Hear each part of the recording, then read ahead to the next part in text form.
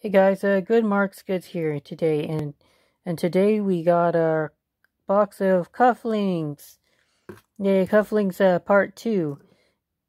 And normally I lose auctions on cufflinks because they go a little too high for my comfort level.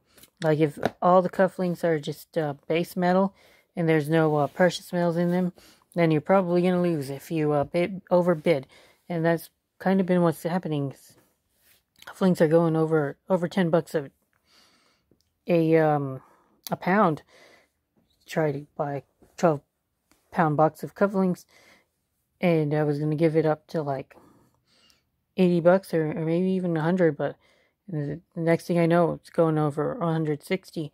So it's just, and you add shipping, taxes, they're going over almost $20 a pound. It's a little risky for me. So I've just been shotgunning the cufflinks listings for low prices. Keep my stick to my guns, stick to my fundamentals, and eventually I want a box. It's not too bad. Got these for I think maybe like $7 to $8 a pound, including shipping. So pretty thrilled with that. And yeah, time to open the box up. I hope to find something pretty good. That's what you do. You keep to your fundamentals. You figure out what something's worth, and you do not overpay, or you will not succeed when it comes to flipping. And that's pretty obvious, right?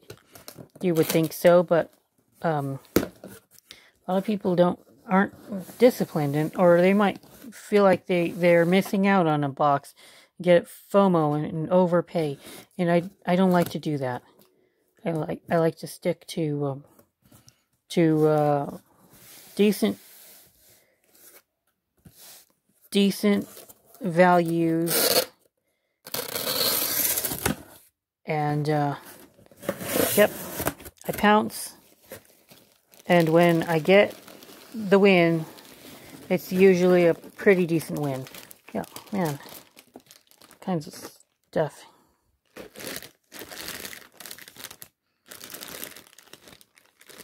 So I'm gonna go ahead and turn the phone off so I can look through some of this stuff, and I will be happy to show you guys any cool stuff I find. So so far, you never know what you can find in these boxes, and so far I've found some rings that are not exactly they're not exactly how can I say this, politically correct anymore. So yeah, it's a surprise. One ring, this one has the insignia of a certain country that was formed during the Civil War and lost the Civil War. And another one is a nice ring, is skull design, but unfortunately it has some insignia of a certain German empire that was formed in the 1940s. So I like this ring, and I think I'm gonna try to modify the insignia and take it off. Otherwise, it's a pretty cool ring. Yeah. Just looking at this, I found one of this. This is a sterling charm. And I'm going to look at this with all this stuff with a jeweler's loop. This could be gold filled. So far, it's looking pretty interesting right now. Yep. Yeah, just...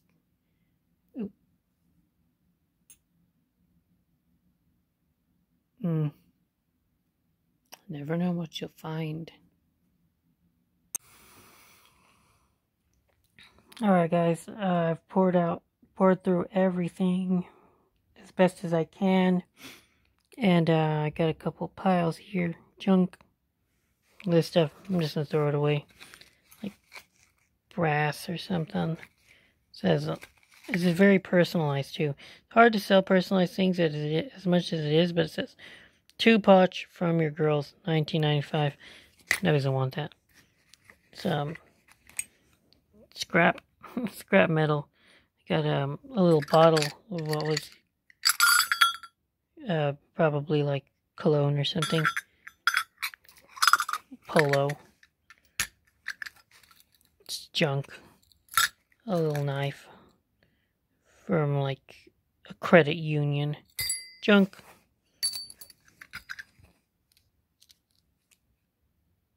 Junk. This is semi junk. Like base metal without like any character towards it. It's like basic tie clips. If I ever have one day I want to have either a yard sale or I want to start a stand at the flea market, and I'll just like try to sell tie clips like this, basic design tie clips for like $1 if I can get rid of them for that. Yep.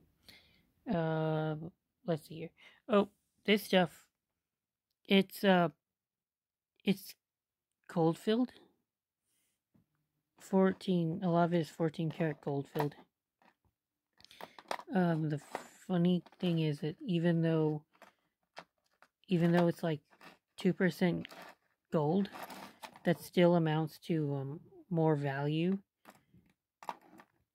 per gram or per unit weight than sterling silver. Maybe like 15 grams or so of gold filled.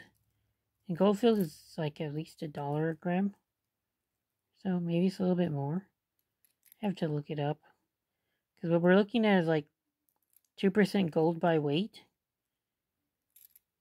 And then we take that 2% and then gold might be like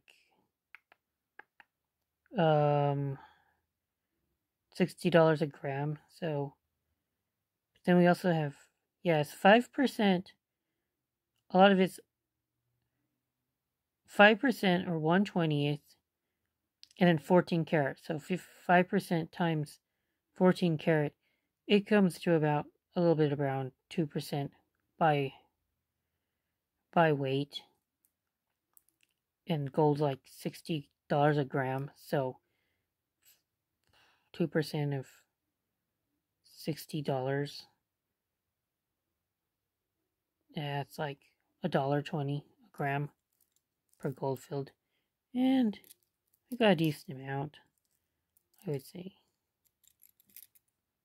15 grams or so. Yeah, $20 maybe in gold filled. Alright, so we were up to like $30, right? I got me a little Tommy Bahama bottle opener. Get it opened. It's like a Marlin. Pretty cool. At least a couple bucks. Hopefully I can sell it for 10. So I'm looking at about $10 Tommy Bahama. Belt buckle. I don't know if anybody's gonna want that. Lee. Maybe I could get like $3 for it. I don't know.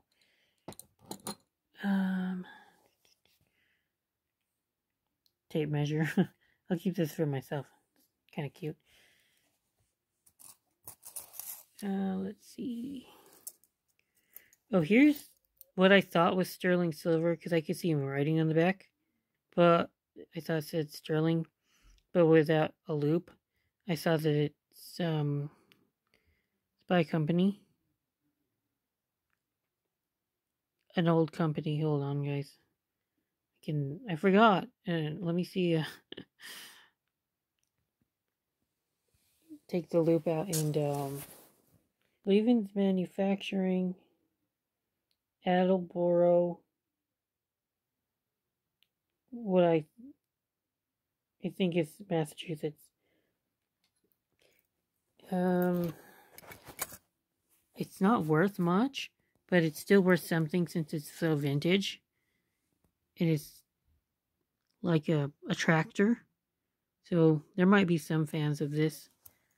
Get like maybe up to $10, I would think. It all adds up. So let's look at this. I'm just going to try to pan it out. That is all base metal cufflinks that I think might have some kind of resale value. Hopefully I'll get like $3 a pair or so. Some of them are pretty nice. Zoom in. Got a lot like French bulldogs on a pair. That's probably going to go for a little more than $3 and probably pretty quickly because people love their puppies. Who doesn't love a good puppy? Oh, there's those rings. Oh, it's a shame. I like those rings, but I just can't sell them in their current condition. They're probably against eBay guidelines to sell something like that. And it looks bad if you sell something, even though there's no way that you're affiliated with any of that kind of rhetoric or the communities that that kind of stuff stands for. I just can't sell it. Those rings the way they are. Keys. A little couple keys, cufflinks. Got money clips. I kind of like one of the money clips if I can find it. It said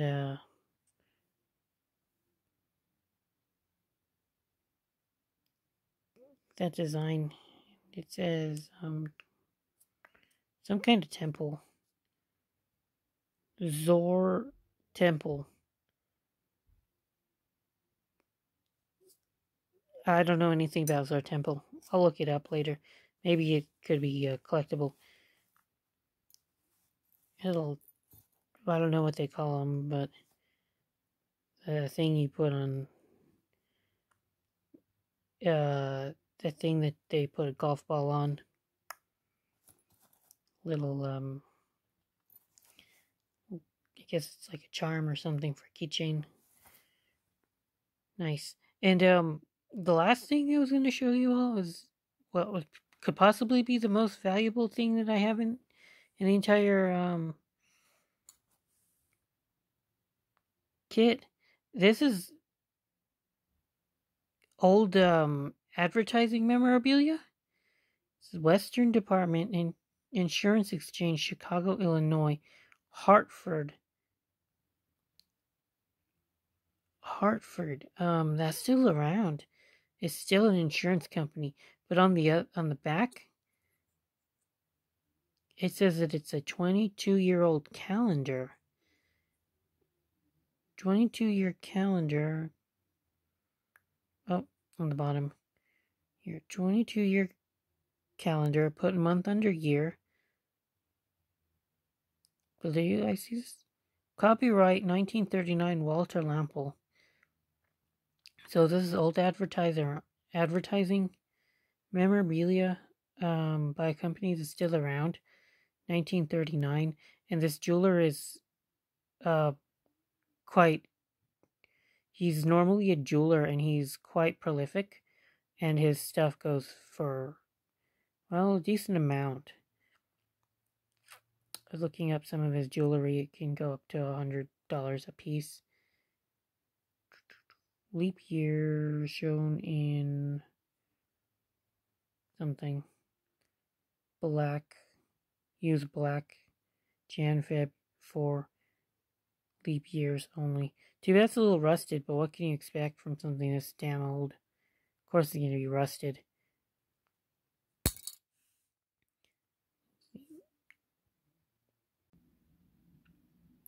Pretty sweet razor blade. It says Dad on it. Yep.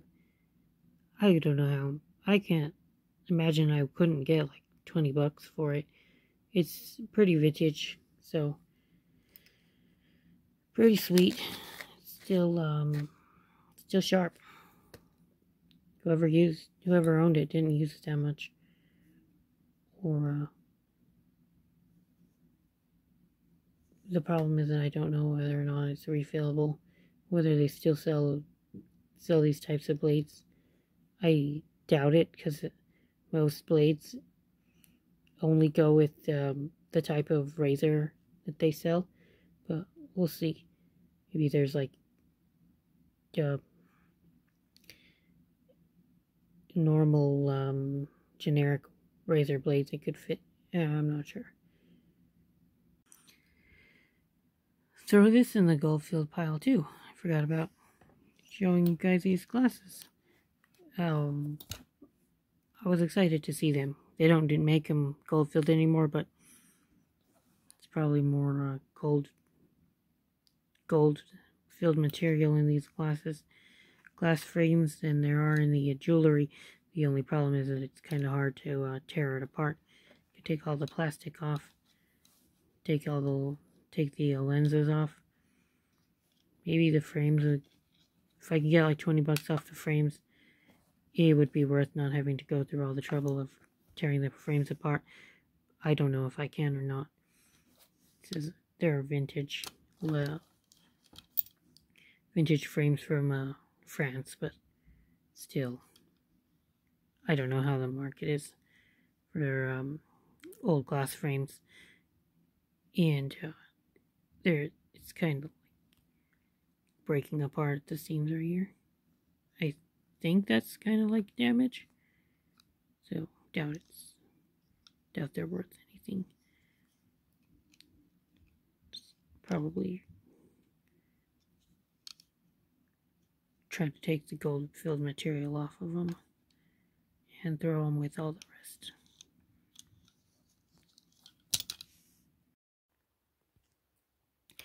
Alright, y'all, so just weigh out the precious metals I got from this box of cufflinks here. We got 2%, 2% gold filled, 14 carats, 14 grams of that. If it was refined, that's a gold value of maybe, I don't know, 60 cents a gram or so. This stuff is all 5% gold filled, 14 karat.